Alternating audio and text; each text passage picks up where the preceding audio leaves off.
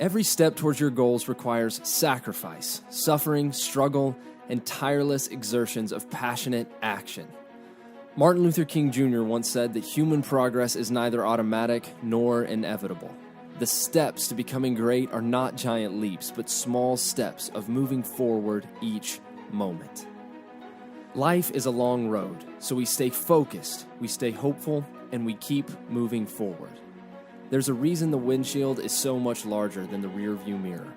The longer we keep looking back, we don't just miss what's ahead, but the road ahead can become more dangerous than the one behind. The most important thing we can do is respond to everything in life with a resolve to learn and be better than we were the moment before. We believe that progress is greater than perfection, that becoming is greater than being, and that we'll become greater by moving always forward. Hey everybody, and welcome back to Always Forward. I'm here joined with Dr. Casey Moss. Good morning, Casey. Hey, good morning, Phil. Good morning, Jameson. All right, guys, so we're going to jump right in here in a second. First, we want to thank Boxstar. We're wearing their shirts today. We did actually do a little bit of a content shoot for them last night, and so you guys will see some of that content and some of that material soon. But if you want to go on their website, boxstarapparel.com, and then use our code FORWARD, you can get buy one get one 50% off for that. So today we are still in our series, the 5 Factors of Health, and we're going to talk through our second factor of health, which is sleep. So it's Eat, Sleep, Train, Think, Connect. We did our Simplifying Nutrition episode to kick that off, and so now we're going to talk about sleep. And so we thought, let's bring in somebody smarter than us to talk through that. So Phil, you can kind of take it and walk through the stuff with Casey, and then we'll just go from there. Awesome. So Casey, kind of give us just a quick breakdown, how long you've been practicing, and kind of give us just a brief rundown. Yeah, so it's awesome to be here. I've been a pediatrician here in town, and been practicing for 11 years, so eventually going to get good at it. I'm still practicing. And I love how they call it practice. Like, how long you been practicing? Yeah, I mean, what do y'all call it in the gym? Is it still practicing? I mean, do you ever get to compete? Training, practicing, competing, yeah. That's a good point. So maybe next week I'm going to compete at the office and just to see how that goes. No, I've been doing this for 11 plus years, and I think it's interesting you picked me for sleep. So if the listeners can't sleep, they're going to watch or listen to this. Is that what was happening here? I appreciate that a lot. Perfect. Well, we really appreciate you coming onto the show. So let's kind of talk about summary of sleep. I've always heard sleep is called like, hey, this is your superpower.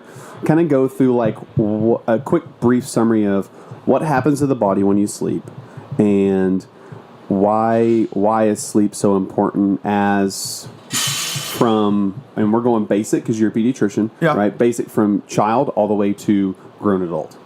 Oh yeah, so that'll be fun. It'd be good to join you guys for the next month of podcast. So welcome. I'm going to get a shirt before this is over. But so sleep is one of those fundamental things of life, and I think you guys having that as one of the factors of health is really, really important. And it's often overlooked, and it's one of the things that's first to go. And nobody's going to come to the gym and, hey, I'm going to show up and I'm not going to eat. And then after the gym, I'm not going to eat or drink anything today. Like, nobody would ever do that. But we see that a lot. And it's not just in the gym, and we'll talk about that today, but it's in multiple areas of life that people are cutting sleep. As a matter of fact, studies have shown now, compared to 60 years ago, people sleep about 2 hours less a day. And that's not good. Sleep should be, average is 7 to 9 hours a night. Anything less than 6 hours is considered sleep deprivation. And so now we all know these people who say, well, I sleep 3 hours a night and I'm fine. And yeah, there's these enigmas or these things out there that exist. But we also know, people who do other things in training or in work or in life. They're way outside normal. But for the rest of us normal people, it's normal for a reason. And so I think it's really important. Sleep as a superpower is a great way of thinking about that. If you think about a superpower, that sleep allows you to literally live longer, be healthier, smarter, happier, and it's something. The great thing about that is something anybody can do. So not anybody can fly or like shoot spider webs from their hands, but anybody can do this. So it's a superpower. It's the secret is that it's the superpower, not that you have it or don't have it. Yeah, that's actually a really cool That's a cool way to think about it, because obviously it's like the common man superpower. Like it is the thing everyone is capable of doing. Also, like you said, while it's the first thing to go in our 5 factors of health, so eat, sleep, train, think, connect, it's typically the first thing. It is the first thing to go. I mean, poor nutritional habits we see are super common. But the first thing to probably take the biggest hit is your sleep, because it is the easiest thing to sacrifice. However, I guess I would argue, and I feel like most people would agree, that it's, of the 5, probably the most enjoyable, like at the same time. So even though it is the first often to go, like everybody does enjoy resting, I think. And so it seems like maybe one of the things that we want to combat in this episode is just providing information and motivation and even inspiration about why you should sleep, because it feels like in culture people wear an ability to operate in sleep deprivation day after day after day. They wear that as like a badge of honor, almost. Oh yeah, I mean, so you think about it. If you need 8 hours of sleep, right? And so people are going to say, well, I went to bed late because I was up doing this work, and I got early and only slept 5 hours. And they're right. It's like a cool thing. But nobody comes in and says, you know what? I know I'm supposed to do, this AMRAP they're doing, and I'm supposed to hit 20, but I'm being like super awesome in the gym. I'm going to cut that back to 15 today. Yeah. So I'm going to quit early, and I'm going to do a whole lot less than I'm supposed to. Aren't I awesome? Yeah, absolutely. So what happens maybe to help inspire people to get those other 2 hours? If we're sleeping 5 hours or 6 hours, how do we get to 8 to inspire that? Explain maybe quickly what happens, like what's happening to us when we sleep. Yeah, so I think you're exactly right. We need to understand why sleep is so important, both what is happening when you sleep and what happens when you don't sleep. And so I think that's a great thing. There's a lot that happens when you sleep. It's not simply just turning your computer off. It's a lot more, if you think about it in that analogy, people used to think sleep is, hey, we powered it off, it just sits there. But it's more system maintenance that's happening, and a lot of background activity that cannot happen during the day when the processor and the hard drive is busy doing other things. So sleep is more, hey, we're in a different mode of usefulness and activity than just shut down. The great thing about this is research is constantly ongoing. It used to be years and years ago, people thought, hey, it just, you turn it off. But now we realize there's all sorts of stuff happening. And so the brain is the single most active organ in the body during sleep. Tons of brainwave activities. For instance, in learning, it's thought that sleep is where the things you learn during the day are sort of processed and organized and stored. It's one of the reasons when you're sleep deprived, you don't learn as well. You can also recall as well, because all of that, you think about it's like your desk. You put all that new information on the desktop. When you sleep at night, somebody goes in and files all that, and they put it in the file folders, they put it in the file cabinet, so then when you need it, you know where to go get it. If you're not sleeping, it's just a pile on the desk. After a couple of nights of that pile of stuff is swept off on the floor, and then you spend all that time learning something, and you can't remember it, or you can't process through it quickly because it wasn't sorted and stored correctly during sleep. From a mental perspective, or from almost like an informational processing perspective, sleep is the way that you hit the save button on what you've done throughout the day. Absolutely. That's absolutely what happens. Interesting. And it's not just saves it in an organized fashion where you can recall that. Yeah. So I mean, it's linked to memory. It's the biggest the biggest thing. Absolutely. That you're talking about is memory. Is like that's like the key thing that it's linked to. Yep, absolutely. It is, and that's why the brain's most active. But it does other things, and particularly for I think a lot of your listeners, sleep is also back to the brain. It's also where a lot of metabolic processes are happening at night. A lot of sort of the garbage disposal system, if you would simplify it down that much, a lot of the waste from the brain is getting removed at night because you're not doing other things. It's able to take that time and energy to get itself cleaned up, literally cleaned up. The body does the same thing. And so during sleep, for instance, is when growth hormone is released its most. So it's one of the reasons that one of the keys for healthy growth in children is healthy sleep habits. But it's also going to be where just the breakdown of muscle tissue is repaired at night when you sleep. And there's true hormonal reasons for that. There's certain things like growth hormone that are released at night. And so part of your recovery from the gym is going to be sleep at night. Those things happen and restore the body while you sleep. So you're saying like testosterone levels, stuff like that, help and continue further even more when you're sleeping, when you're getting that rest. Yeah, absolutely. And one of the things we talk about, it's which side of the coin do you want to look at? So you have all these healthy things that happen while you're sleeping.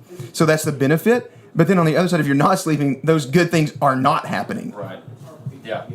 So let's talk specifically then, because we do say, I mean, I think one of the statements that I say often, and I know that other trainers in the gym say, is if you want to reach our goal, which is 5 factors of health, not the 5 factors of becoming a professional bodybuilder, 5 factors of health, functional, like well-being, the sickness, wellness, fitness continuum. If you want to get to wellness and then move past that to fitness, you absolutely have to sleep. And so one of the elements of being healthy is being lean, like a lean body composition, and that is what people want. Like, people think that they want to be whatever ripped means or chiseled or whatever out of the gym, but really what people want is to feel confidently lean in their body composition. And so we say often, like, well, if you want to look lean, you need to sleep, because of, I guess, what you're saying, your body's ability to process, to heal, to recover, to take what you're doing in the gym and not just throughout the day hit the save button and organize all the information that you put in your brain, but to hit the save button on the work you've done in the gym is essentially like the, yes, save, are you sure you want to save, confirm. That's what sleep is. Yeah, absolutely, and it fits nicely between eat and train. So here's another one for you. So when you sleep at night, one of the hormones released also has to do with appetite suppression, what's called satiety. So people who are not sleeping, who are chronically sleep deprived, are more likely to crave high carb foods. They're going to be more likely to eat larger meals. They're going to want to eat more food. So all that happens because at night the hormones that regulate these things aren't being secreted and processed the way they're supposed to be. So it's going to be even more difficult to achieve the health and the fitness that you're talking about if you're not sleeping. And it's not just a mental deal, it really is physically, which is why sleep deprivation is linked to higher obesity. And it goes back to a neuroendocrine process that's there directly related to sleep deprivation. Yeah. So I think we shared a stat just in our general 5 factors of health, where I think that it was infants, or not infants, but children and adolescents were like 80% plus more likely to trend towards obesity if they live a lifestyle of sleep deprivation, and for adults it was like 55% or something more likely. Those numbers are accurate. Yeah, absolutely. So if you look at just some overall health, and again, benefits of or detriments of not. And so it's one of those things, you either sleep or you don't. Right. And it really is important that you're hitting those marks. So here you go. After one week, so this a lot of this stuff happens quick. Now, you're not going to develop obesity in a week, but some of the other some of these things that you're seeing in the brain happen that quickly. So we're talking benefits of sleep. Benefits of sleep. And I kind of broke this down, like overall health, intelligence, emotional health, and then I have a little stuff just about the athlete for you as well. But so benefits of sleep. 1 week of sleep loss leads to coronary artery narrowing, brain tissue loss, chronic sleep deprivation. Again, that's less than 6 hours on average, and a lot of people are hitting 4 and 5 and think 6 is a good night's sleep. 6 is not. I mean, it's really 7 to 9 hours is what we're aiming for here. Increased risk of infection, stroke, cancer, high blood pressure, heart disease, and infertility. All are associated with chronic sleep deprivation. And so sleep loss increases your risk of obesity, and obesity increases your risk for basically everything bad in the entire world. That's the short version. It's linked to all chronic diseases and chronic illnesses. Absolutely. And I'm not trying to say that if you can sleep 9 hours and then you don't have to worry about the other factors of health, but I am saying if you're not sleeping well at night, then you are really you're shooting yourself in the foot when you're trying to accomplish these others, because they all do link together. So let's talk about some more of those benefits. So we talked about memory, right? And we talked about hormones. And hormones are linked to so many different things, mentally, physically. And so let's kind of keep on going through those. Like, what are a couple more of those benefits? And then we'll start breaking in those detriments just a little bit more. Okay, so let me do this. Let me go back to intelligence and sleep for a second, because there's a couple things I think the listeners are going to find super fascinating.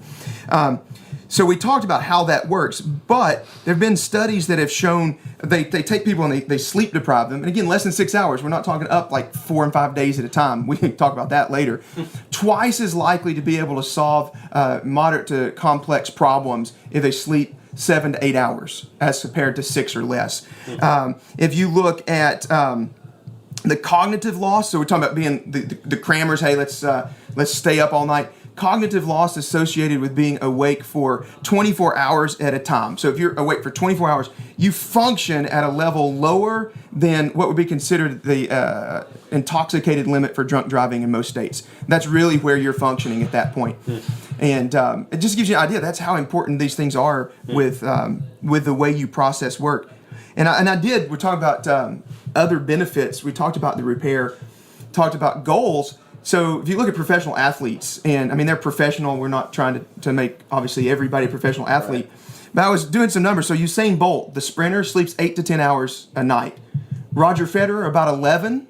Good. And LeBron James has been reported to sleep about 12 hours a night. Because he's so much bigger. Yeah. So Tiger Woods, about 5 hours. So, I mean, you could just take that for what it's worth. Was that a little jab at Tiger? Either Tiger or golf. I mean, I don't know. It could be both.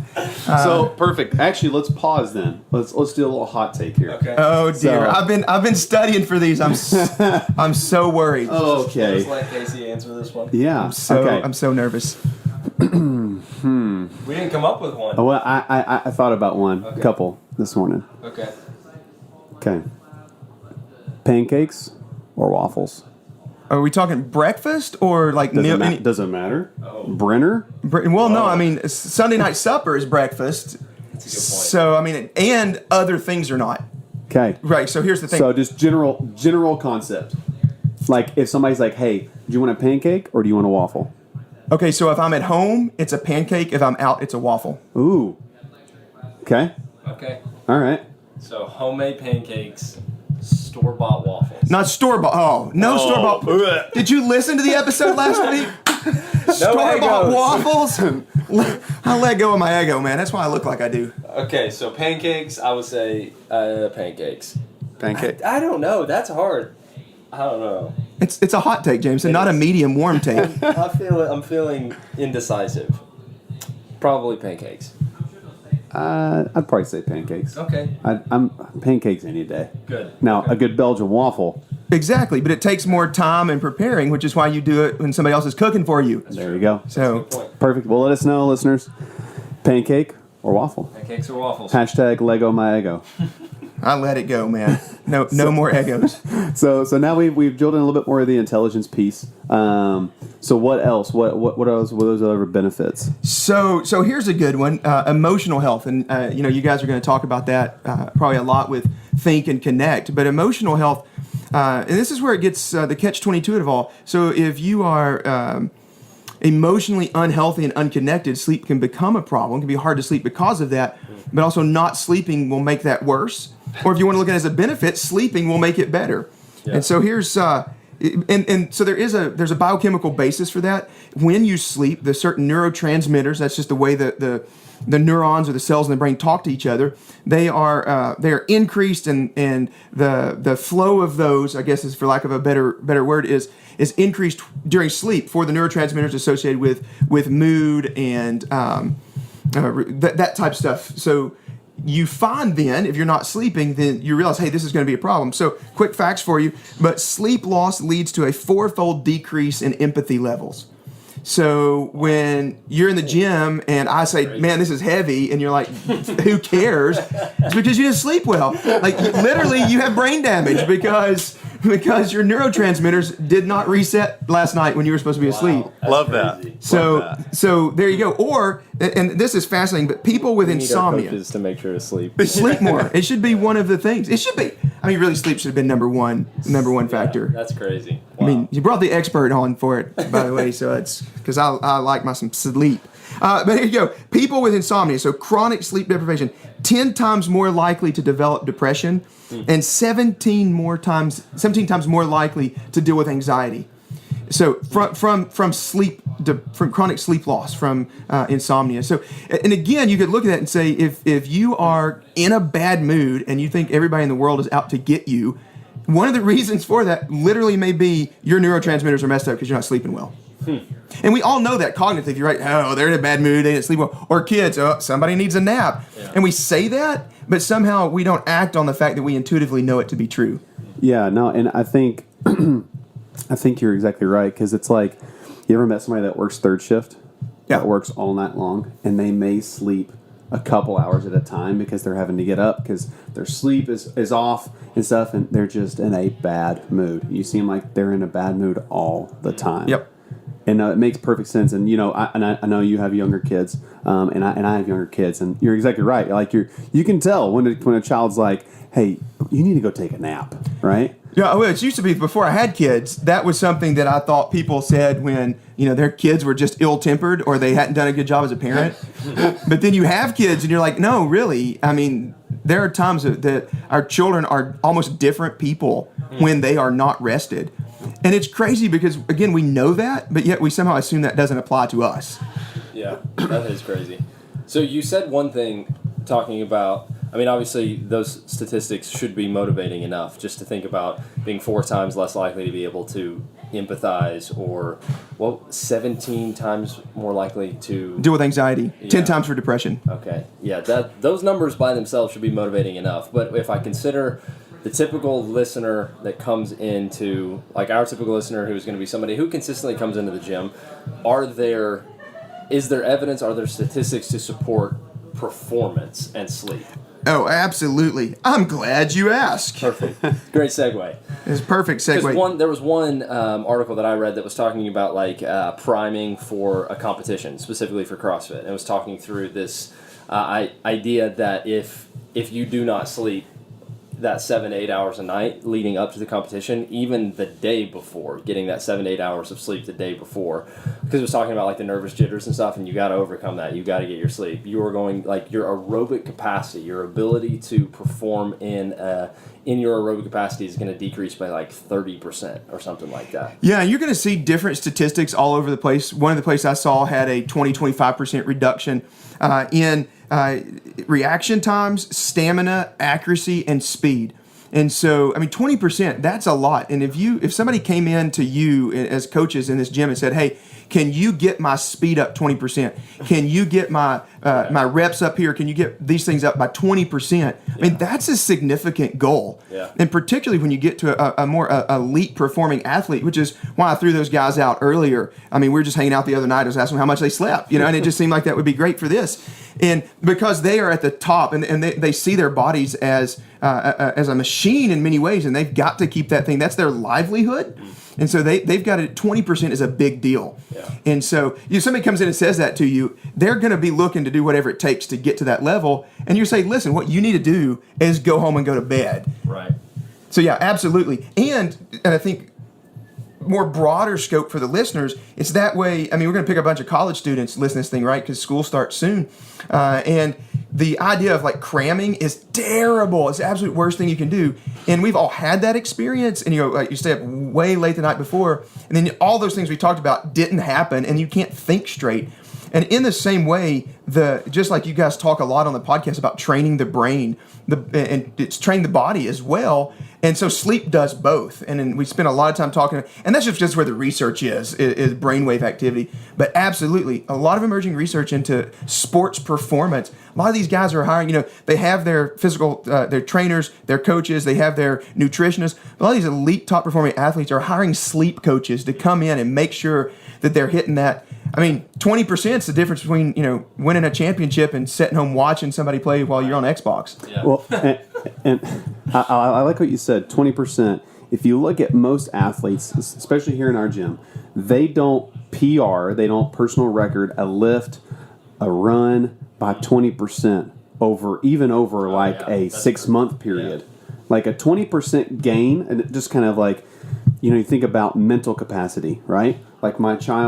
My oldest child was in 2nd grade, so she started learning a lot more math and doing other things. But I would say maybe not even a 20% gain was probably known mentally through an entire year of second grade, right? Like, I just want people to understand, like, how much 20% is and how long it takes you to gain 20%. That's amazing that it's like you lose 20% like that. Yeah, it's just gone. And I think a great way of looking at it is, and obviously your goal isn't to continue every night to sleep 20% more than the night before, right? Because that's not. But I think a way of looking at that, if you want to hit that 20%, let's talk about like PRing sleep. So how many days this week did you sleep 7, 8, 9 hours? Right. And then what's your target? I mean, that's what you're aiming for. Not everybody's the same. Not everybody needs to sleep 12 hours every night. But you want to hit what's your target.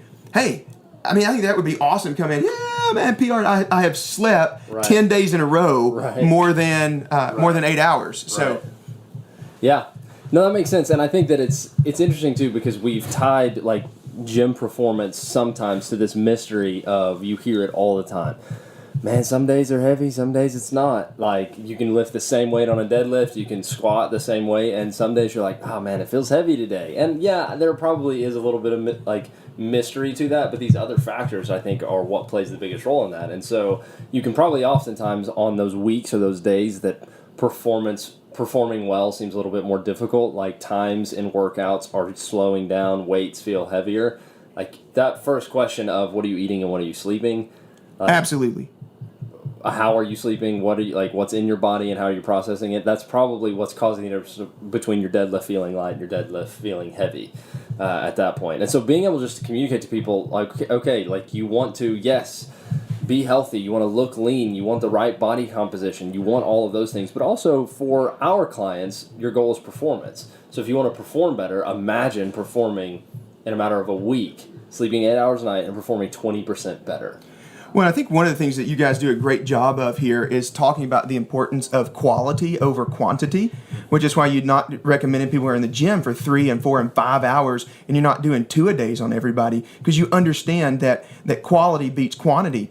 But yet at the same time, people are like, well, and I'm not trying to talk you guys out of coming to the gym, but what I'm saying is if you're getting up an hour and a half early to get that extra time in the gym because you need that quantity, but you're not sleeping, your quality in the gym is going to suffer to the point. I mean, honestly, some days you would be better off sleeping and cutting your time in the gym in half. So let's ask this question. So our members specifically hear it from a medical doctor who went to school for longer than a lot of people. Oh man, this is going to be good. I'm ready. We say, and we're going to talk about this on our train episode. Mm-hmm. When we say train, we want you in the gym 5 to 6 days a week. Yeah. But remembering that train comes after sleep. So if your options are you've hit 4 days in a row, you've hit Monday through Thursday, and you've done really, really well in the gym, and you can hit that 5th day, which is our target. We want you in the gym 5 days. You've done well Monday through Thursday, but Thursday night, something happens, you're up late. Your only time to get to the gym is at our 6:30 class, like our 6:30 a.m. class, but you don't go to sleep until 1:30. Is it better to get the 5th day of training, or is it better to skip that morning of training and get the 8 hours of sleep? Oh, I would skip and get the 8 hours of sleep. Okay. Because you heard it here. You're not going to perform like you should in the gym. Okay, and you got to remember, it actually could be worse than that. So you didn't rest well. Okay, so you're coming in the gym with very heavy weights. I mean, if you're me, very, very heavy weights over your head, right? You didn't sleep the night before, so my muscles have not had a chance to recuperate and recover that night. Okay, I'm coming in with, depending on how poorly I slept, my cognitive functioning is going to be declined. My attention span is going to be declined. With muscles that aren't where they need to be recovered, my chance of injury goes way up. So in your scenario, I just think you have to think about the gym on Saturday and Sunday and the next week and the next 6 weeks. And do you want to miss all of those because you're in a cast, because you have an injury, or you're going to miss that one day? And so it's not as easy as, hey, I'm just going to go check this box. There are other things that are at play there. So please do us all a favor, stay home and go to sleep. And you're going to be grumpy. I mean, let's face it, you're going to be grumpy. The weights are going to be heavy. It's just no bueno. Go to bed. Stay in bed. Okay.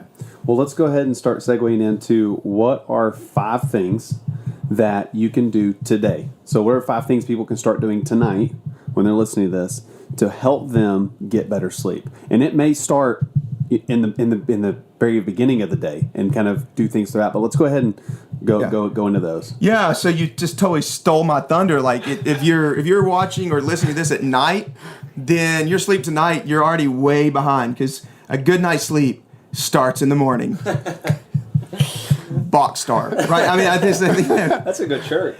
okay, seriously, I'm thinking Boxstar pajamas. I mean, I really think that would drive home the We message. send this to Jason Okay. right away. There you go. I like it. Jason squared. Jason squared. You know, while we're talking about Boxster, I do appreciate your guys' sponsors because here's the thing: when you come to the gym, it's important to dress right. I mean, look at the three of us, and for more than one reason, you can tell which one does not go to the gym every day like they should. So, there you go. Yeah, So nobody is going to let us look at their kids and tell them if they're sick or not. So that's true, unless they might, if they didn't sleep well last night, they would just do. They're 20% less likely to pick an appropriate pediatrician at Hamlin Pediatrics Division of Summit Medical Group, just down the street Ooh, that's a at good 1405 plug. South Good plug. Sizer. Good plug. HPApeach.com. So you were talking about 5 factors of sleep. Okay, so let's go through these. And I promise for the listeners, I came up with this list on my own. But number one, a good night's sleep begins during the day. Eat right and exercise. perfect. So it does. And we've all had that experience. You cannot have that late night snack of whatever it is you know you shouldn't be eating at night. See previous episode. You're not going to sleep well that night. Like physically, you just are not going to be able to do that. And one of the common things, I just lay down and I'm not tired. Part of that is going to be solved with exercise during the day. I mean, we're not in here right before and getting all pumped up and then trying to lay down and go to sleep right away. But if you're not eating right and exercising, you're not going to sleep well. And that's the crazy thing about these 5 factors. If you do them all, they all help each other. So how many hours would you suggest stopping to eat before you go to bed? So depends on the person. A lot of this is going to be age specific. So like, if you're a baby, then you get your bottle right before bed. But if you're not taking your, you're not taking your protein shake by bottle, I would give it a couple hours. But it depends also on what it is that you're eating. Yeah, if you're eating for performance, it's going to be way different than if you're eating for just the normal healthy lifestyle. Yeah, and so because your goal is different, what you're actually the composition of what you're eating is different. And so the big bowl of ice cream is probably not going to be on the performance plan, and it's good that that's also not right before you go to bed either. So number one, eat right and exercise. Speaking of other things, number two, cut out the coffee. Particularly after about 2 or 3 o'clock in the afternoon. Caffeine effects can last up to 6 hours. And again, when we're talking about sleep, it is a quantity issue, but it's also a quality issue. So you have people that will say, hey, well, I can drink all the coffee I want to have trouble falling asleep. Well, that may be true, but your quality of sleep that you're trying to hit isn't there. So like me lifting an empty barbell 100 times versus Jameson doing it fully loaded, I mean, we're doing the same number. The quantity is the same, but the quality is different. So we've talked a lot about quantity of sleep, but we also need to do some things to encourage quality of sleep as well. Cool. So cutting out the caffeine is also important there. Cool. Number 3, and this is a big one, and if you go back to the very beginning, we talked about why we said we're sleeping on average 2 hours less a night. Why is that? Well, Phil, you alluded to just the job market's different. We got third shift. We got people living 24-hour lives now, and that's not really the way that we were put together. So that's one of the reasons. The other reasons are screens. If you want to sleep good at night, quantity and quality, you have got to turn the screens off. And this is, man, I talk a lot about this in the office, but you've got to get the phone, the iPad, everything, and computers, TV, all of that stuff needs to get out of the bedroom for kids and for adults. And so I would just say, if we know that as parents, we have to parent ourselves a little bit and say, charge that thing out in the other room.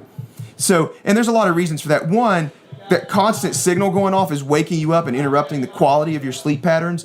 But also the light, the electronics emit a certain blue wavelength of light. I'm sure you guys have heard about that. But that signals the brain, hey, it's time to wake up. Which is why when the sun comes up, that's why you wake up. Right. And so those things are telling your brain, hey, be awake, be awake, be awake. And you're trying to sleep and wondering why it's not working. So turn the lights off. And not just like at night right before bed, but really maybe an hour, 2 hours before bed, start turning things down.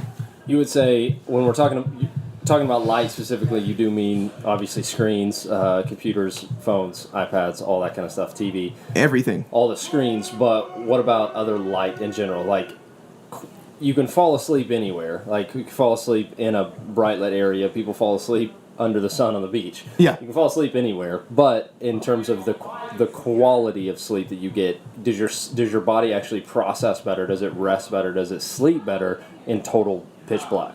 So yes, the darker the better in terms of getting to sleep, staying asleep, and the quality of what's called your sleep architecture is way better in the dark. Okay. Absolutely. And there's a whole that's a fascinating science behind the brain and the light and the part. There's actually you have a third eye in your brain that sees light and tells the brain whether it's daytime or dark, and will tell you whether you're supposed to be awake or not, and how you're supposed to be sleeping because of that.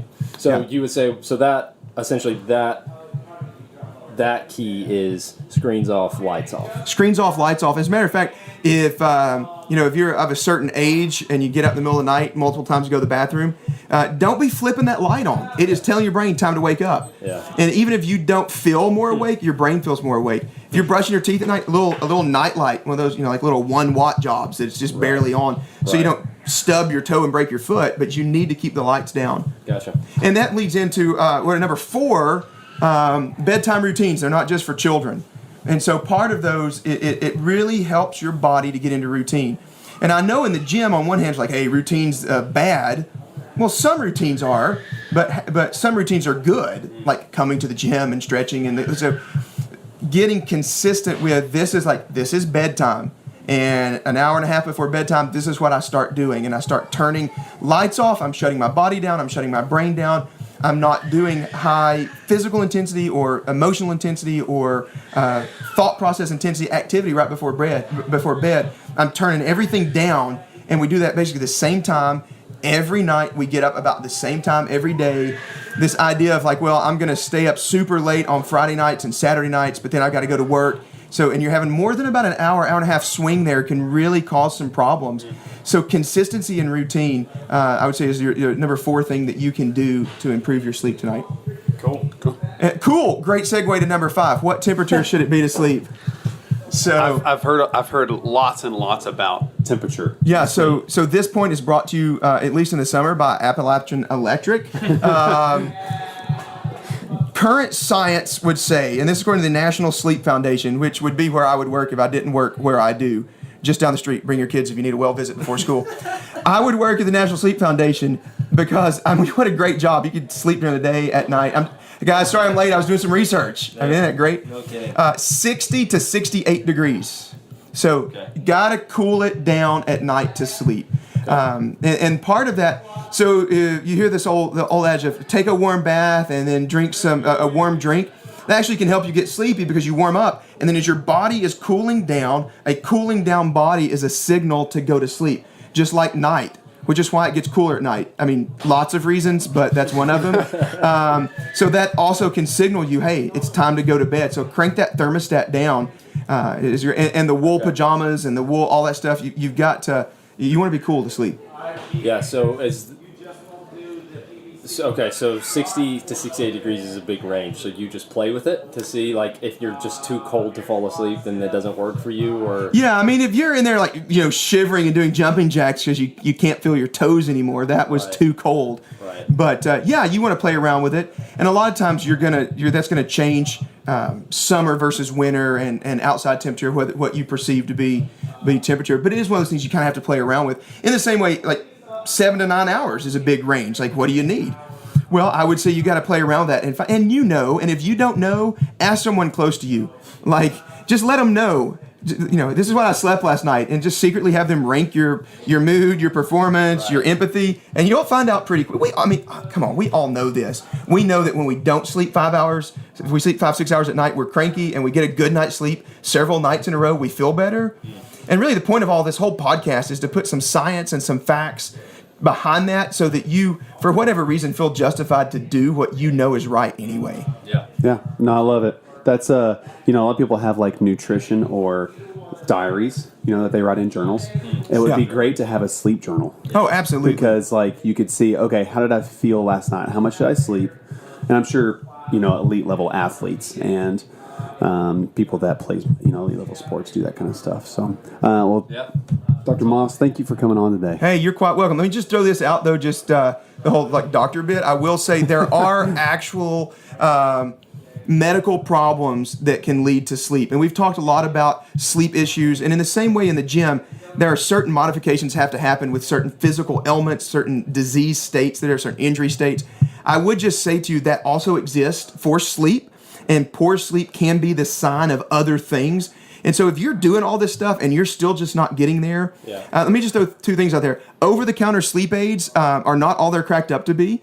They'll mess with your sleep architecture. So if you're using those, it should be for a very short, limited, finite duration. And if you, quote, need that more, that's a sign that something else is going on. And so you may actually need to seek a real doctor for your age group. So, man, I'm great for kids. You start getting old, like 18, 20, I start topping out. So, but I just would throw that out there. In the same way, there are going to be certain things you can handle in the gym, and sometimes you need to go see an orthopedist about that ankle. The same is true with sleep. Some folks listening to this need to talk to their actual primary care physician, and that's okay. And it's no different than some of these other things that you talk about. There are times that, now they're going to tell you everything else I've told you, so save yourself a copay and do that first. So don't go when you're like up all night watching Netflix and then tell your doctor you can't sleep, because that's going to be kind of annoying, especially if he didn't sleep well last night. But if you're doing this stuff and still having problems, keep in mind that you may need to seek actual professional medical care. Yeah, absolutely. That's great. Cool. So real quick, rapid fire of those 5 things as we finish. So a good night's sleep begins in the day. Yep. And then from there, eat right and exercise. No caffeine after 2 p.m. Turn off the lights and turn down the thermostat. sleep in the dark and sleep cool. Nice. Absolutely. All right, cool. All right, next week we'll talk through what it looks like to train in our 5 factors of health. So we eat, we sleep, and then we train. So we'll talk about that next week. Awesome. Cool. Out.